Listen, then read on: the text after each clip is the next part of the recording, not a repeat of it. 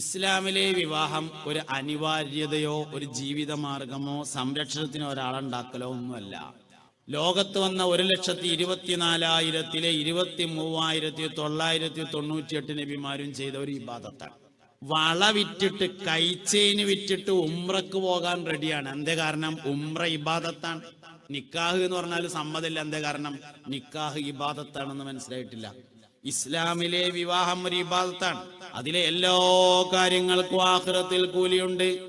സന്തോഷങ്ങൾക്കുണ്ട്, സന്താപങ്ങൾക്കുണ്ട്, സങ്കടങ്ങൾക്കുണ്ട്.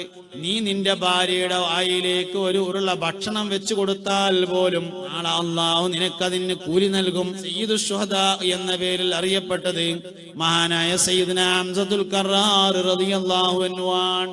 ഹംസ റളിയല്ലാഹു അൻഹു ഒരു ഷഹീദാണ്. ഒരു പെണ്ണ് ഒരിക്കൽ ഗർഭിണിയായി പ്രസവിച്ചാൽ 100 ഷഹീദിന്റെ കൂലിയാണ്.